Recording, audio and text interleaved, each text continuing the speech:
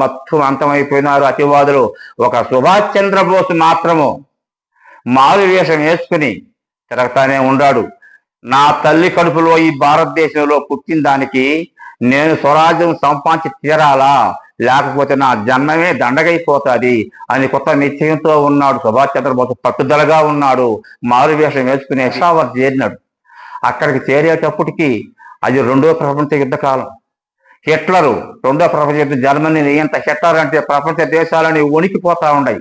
అటువంటి వాతావరణంలో సుభాష్ చంద్రబోసు పాత స్నేహితుడి మాదిరిగా హిట్లర్ని పోయి కలుసుకొని పైన చెయ్యేసి డేరుగా మాట్లాడినాడు. పుట్టుకతోనే కమాండర్ లక్షణాలతో పుట్టినటువంటి వ్యక్తి సుభాష్ చంద్రబోసు. ఆయన జీవితమే ఒక వరవడి. ఆయన హిట్లర్ని పోయి సహాయం ఆర్జించినాడు. ప్రపంచమంతా తిరిగినాడు. దేశం కోసం సుభాష్ చంద్రబోస్ పడ్డ కష్టాలు ఏ నాయకుడు పడలేదు. గాంధీ నెహ్రూలు వాళ్ళు కూడా మాండలే జైల్లో ఉన్నారు. వాళ్ళకంత తినేసి గమ్మును కూర్చొని ఉండినారు. సుభాష్ చంద్రబోస్ అలా కాదు. ఆయన ఏ పూట తిన్నాడో, ఎన్ని పస్తులు ఉండినాడో దేశం కోసం, దేశ స్వరాజ్యం కోసం, మన కోసం.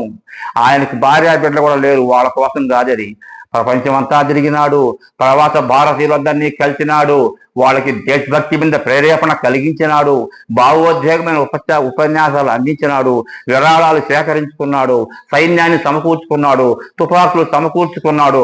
మొత్తం 4 సంవత్సరాల పాటు అవిరామంగా కృషి చేసి సుభాష్ చంద్రబోసు 1200 మంది సైన్యాన్ని సమకూర్చుకున్నాడు. ఆయన పట్టుదల, ఆయన కార్యదీక్షను గమనించి హిట్లర్ కూడా కొత్త సహాయం చేసినట్టుగా చరిత్ర చెబుతున్నది. మొత్తం 1200 మంది సిపాయిలతో 1944 డిసెంబర్ కల్లా సింగపూర్ చేరినాడు. సింగపూర్లో ఒక 4 రోజుల పాటు శిక్షణ ఇచ్చినాడు. శిక్షణ ఒక 4 రోజుల పాటు ఇచ్చిన తర్వాత 1945 జనవరిలో కవాతు జరిగింది. కవాతు అంటే సైనిక వందనం చేసుకున్నాడు. అంతా రెడీ చేసుకున్నాడు.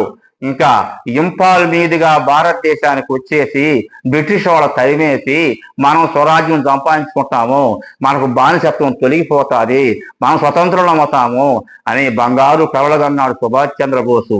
1945 జనవరి 18వ తేదీన ఒక అత్యవసరమైన పని మీద మలేషియా వెళ్ళవలసి వచ్చింది.